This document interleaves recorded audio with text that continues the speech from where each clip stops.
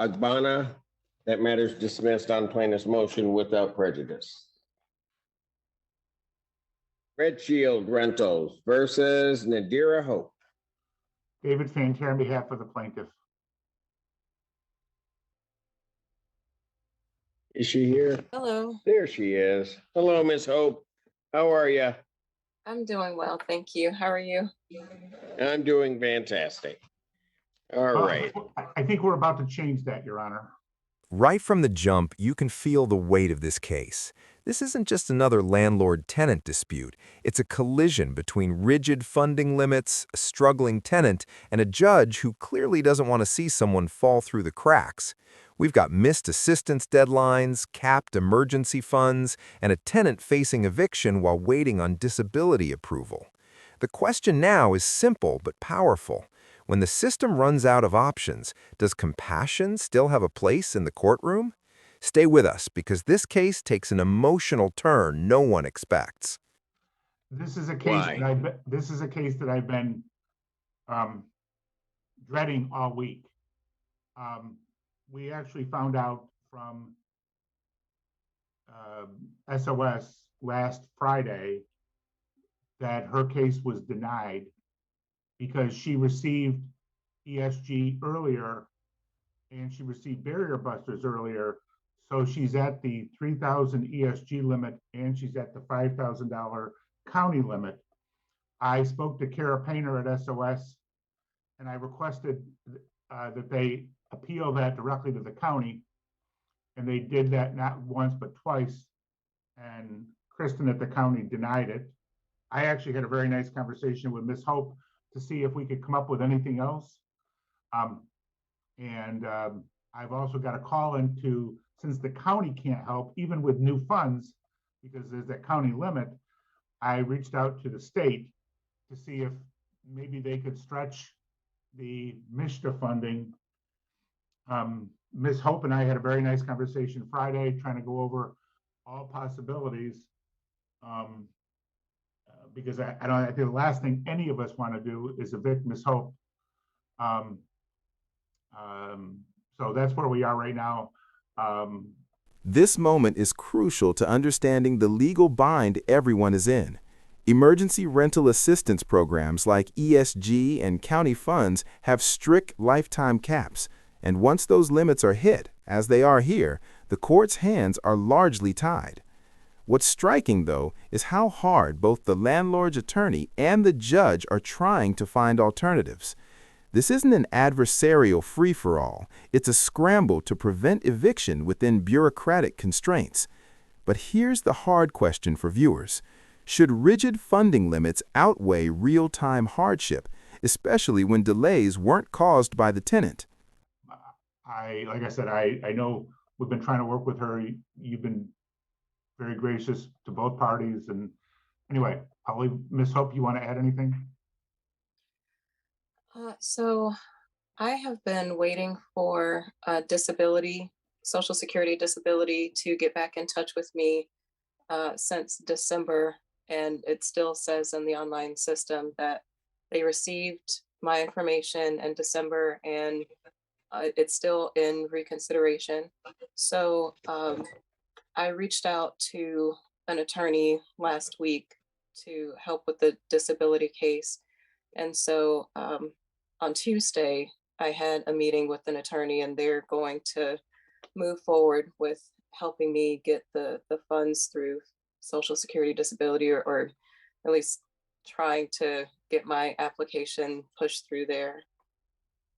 So that's one thing that is moving at least in the right direction. And so also because my medications were making it extremely difficult for me to earn any income because of all the side effects. I have stopped taking my medications just so that I can. No. I have to keep the lights on. I have to keep food in the fridge. You know, I don't have any good options. And I told her the same thing. I told her. Miss Hope, first sec. Your Honor, I told her the same thing. I told her to talk to a doctor. Mr. Fantera, I don't want to hear from you right now.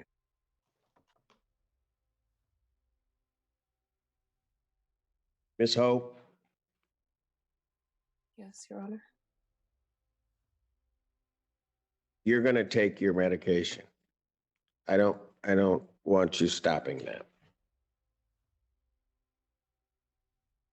I don't know what else is in my power to do, because I have obligations, you know, I need Hey, I need money to live. I know. But you got to live to need the money, right? It's So you all got to take your medication. This is one of the most emotionally charged moments you'll ever see in a courtroom. When Miss Hope admits she stopped taking medication just to survive financially, the judge shuts everything down, and for good reason. Legally, the court can't order medical decisions, but ethically, the judge is drawing a firm line. Survival cannot come at the cost of health.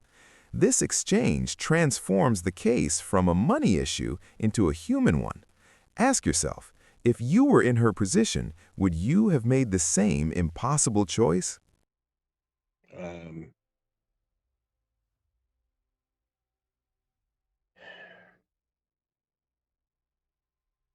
How much is owing? $5,352.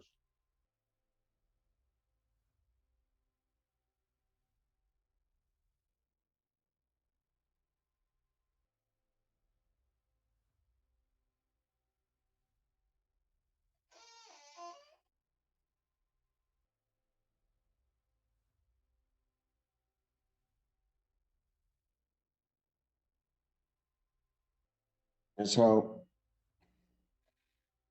yes, sir.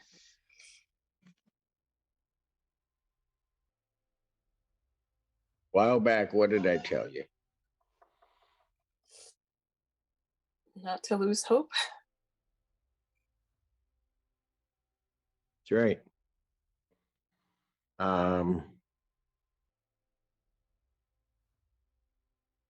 I'm never sure why things happen the way that they happen. I really am not. I'm just going to tell you this, Miss Hope.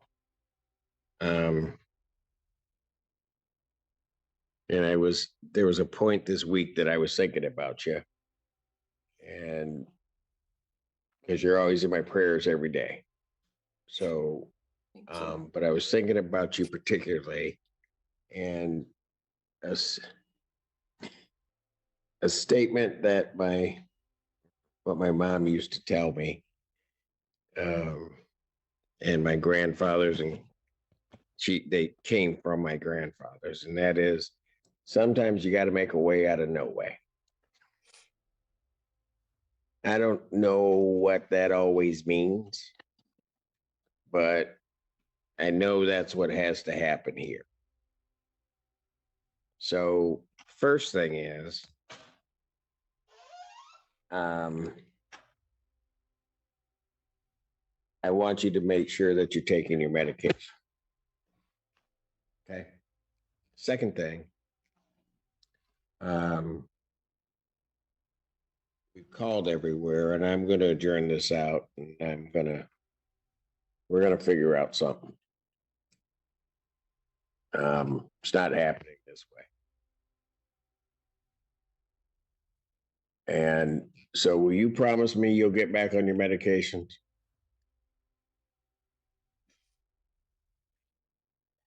It's a hard promise to make, Your Honor. I know.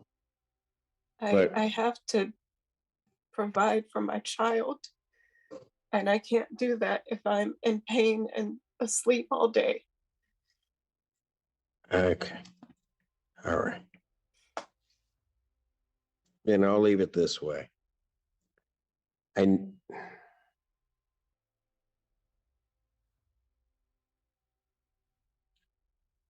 guess I can't force anybody to take it, and you're the best one to judge that. So I'll leave that there, but I don't want you for financial reasons not to do that. I understand the other obligations, and you'll have to weigh and balance that. I'm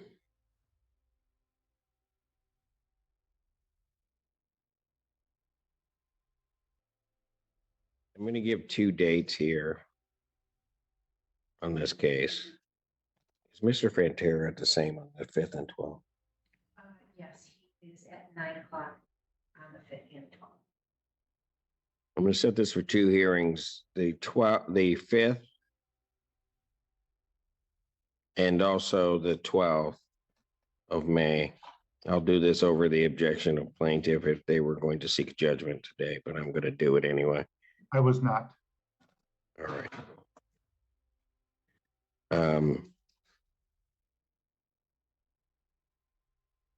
And Mr. Fantera, I didn't mean to yell at you. I just, No, that's and fine. I appreciate your efforts, but And I'm going to continue, Your Honor. My concern is that, and Amy can hear what I'm going to say.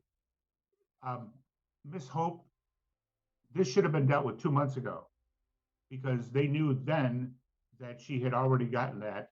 And had that happened, the number would have been a lot lower, and we might have been able to piecemeal money together from other agencies. So that was the basis of me having SOS Kara Painter, Kara's been great.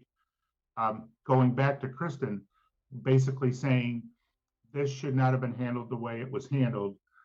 Please override that.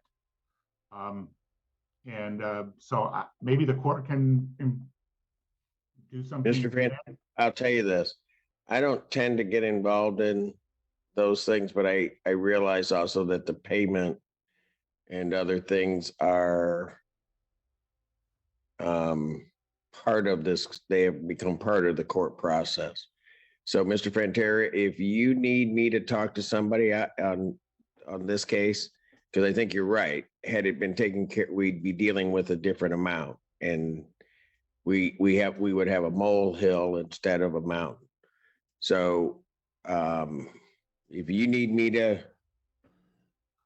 you know how to reach me, you get through to Miss Tang, I'm there.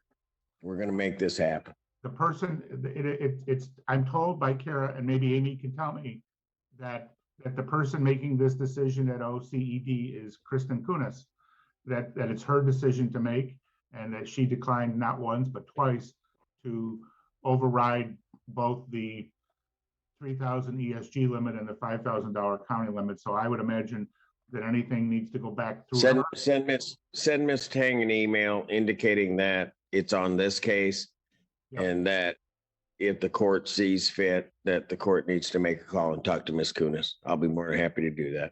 I just want to make sure that my conversation is not going to be an ex parte communication. I'm just going to email Miss Tang that exact information.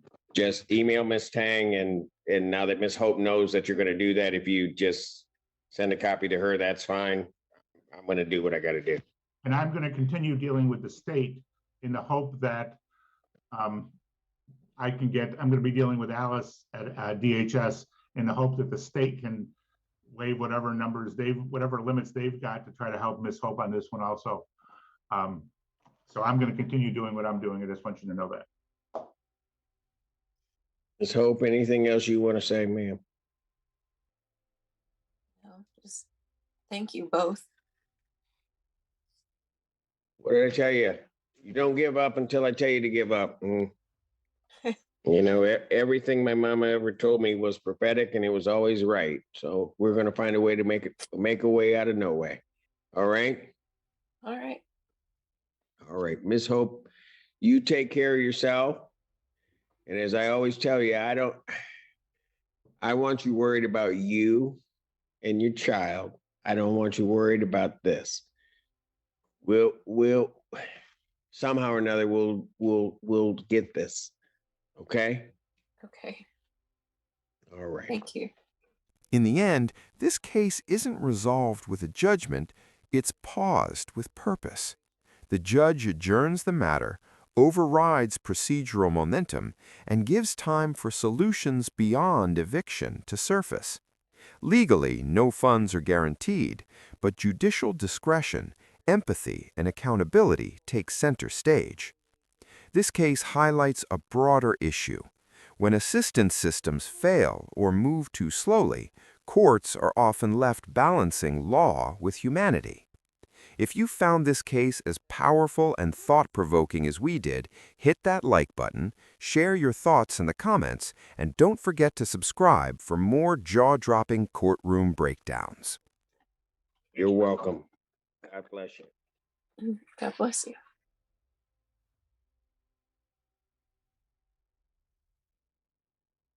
Red Shield Rentals.